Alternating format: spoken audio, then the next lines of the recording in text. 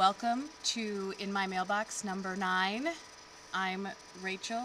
And I'm Ange. And this is my first book today. And it's beautiful. It's a cool cover. Beautiful. And I love the writing. There we go. I do too. You can Is see it that. embossed Faithful. too? You can feel it. It's So textured. I like it So a lot. Faithful by Claudia Gray. The cover is really cool. Set in 1912 with Tess, who's an 18-year-old girl. She's a servant and works for a wealthy family. They decide to get on the Titanic. Oh my God. Titanic, I know. And she ends up meeting a first-class guy, Alec. Nice. Not that he's first class, but that he, is in first class. Maybe she thinks he's first class. Well, actually, there's a mystery about him. Eventually, there's apparently a little twist, because it's not just the Titanic. It's that he's on the Titanic because he's running away from werewolves.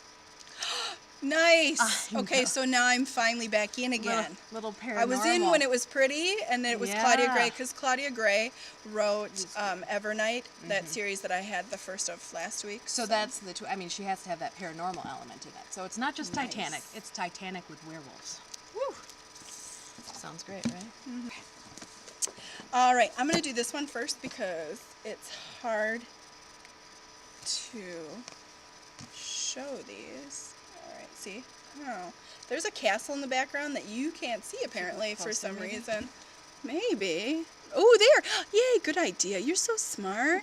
All right, so this is an ARC from NetGalley that I got, which was kind of interesting. It's the first time I've seen one where NetGalley only had it available for 2 days, that you could swipe it up. You didn't even have to ask for it. It was there. So I grabbed it. It's called Grave Mercy. It's by Robin Lefevre. And I like at the top that it says, "Why be the sheep when you can be the wolf?"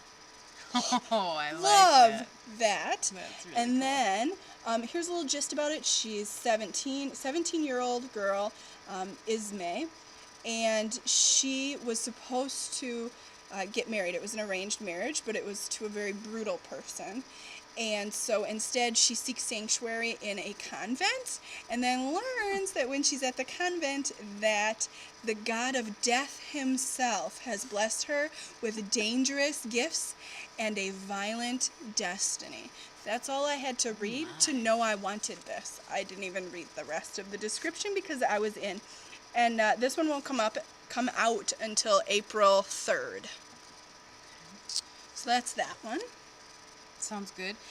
I only have 2, so this is my last one today. So I have, I just purchased this for my Nook. It came out last month. I don't know. It's a really cool cover again. Again, that glare is annoying. It's by Melissa Marr, and it is a collection of short stories. It's called Fairy Tales and Nightmares. She's the Wicked Lovely series. I do know. Which is great. Right. Which is supposed to be a movie sometime in the near future. Awesome. I also love Graveminders. Did you read that? Yeah, but I want to. I haven't. You should. It's also I keep trying to win it, but it doesn't work. So anyway, this came out last month, and it is a collection of short stories about, other creatures and other worlds unknown, and, just a typical Melissa Marr collection.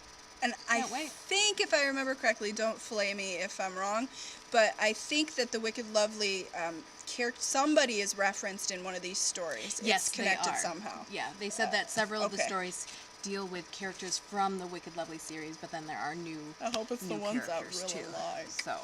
Okay. So, how about my I won? I do win sometimes, very rarely, but sometimes it happens. I won The Disenchantments. It is an ARC from Dutton Books. It came out February 16th, and I won this from Cindy at Cindy is Writing. And so thanks, Cindy.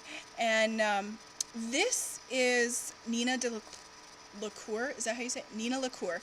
So she wrote Hold Still, and they're really sad, broken girl stories usually. And it sounds like, again, it's the same kind of thing where Colby and Bev have been really long time friends, and they're supposed to graduate, hit the road with the band, and spend the year wandering around Europe, and then that doesn't happen because Bev decides they're not going to do that she's not going to do that anyway. So then everything is derailed and she's disenchanted.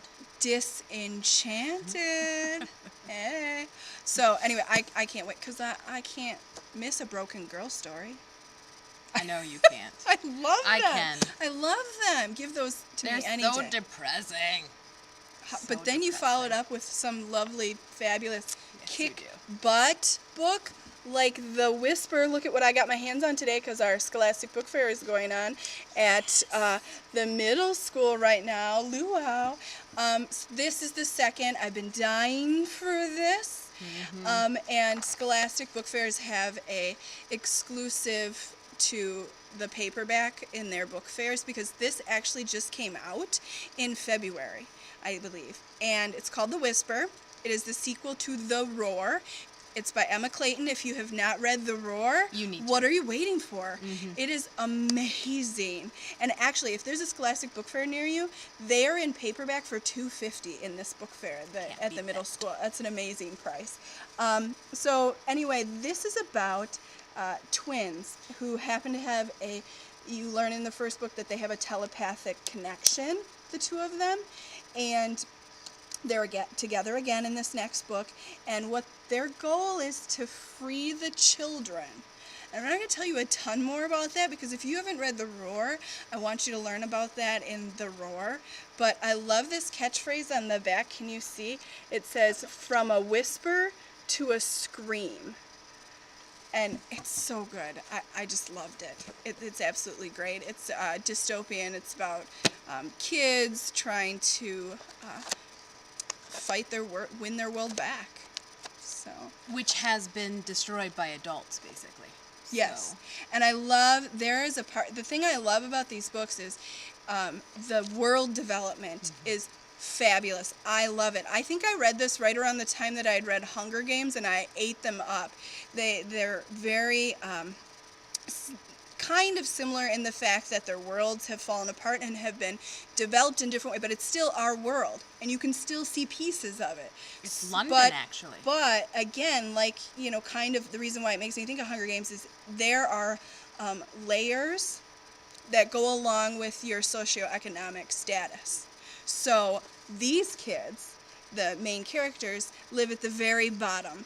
And when you live at the very bottom, you basically live in darkness because all of the people above you who have the money have built the sunlight out of your world. You're below everything, and you don't even get to see the sunlight, which I find fascinating. I could totally see that happening in big cities. It's like you live in the gutter, literally. Yeah, literally, and they're wet all the time because I think there were floods or everything's drippy all the time. So like mold on the walls, and they get less than the other. It's so good. You have to read it. I'm gushing over and over, but anyway, It is good. The Whisper. Yeah. Well, it bothers me that they weren't as popular as some of the others that came out right at that same time. I So- completely agree because I'm the one who got you to read The Roar. You did. I had to. It was fabulous. They actually do it as a lit circle now at our middle school too. So, Awesome. all right, that's all I got this week. But of course, with the book fair, I'm gonna get a lot more next week because I can't stop myself. I'll probably stop over and spend too much money as well. So, tell us what you got for your Libby this week. Post it, link it up below, and I hope everybody has a great weekend. Yes, so beautiful. Yeah, the Dairyland is looking sunny once again. Not that we had any Thankfully. snow for the winter anyway. Well, last Friday we did. Oh, that was right. That was weird. That's our only snow was in March. There's something going on. I'm telling you. Problematic. All right. Well, have a great week, and we'll see you next week. Bye. My smile is creepy. This is gonna be a good life.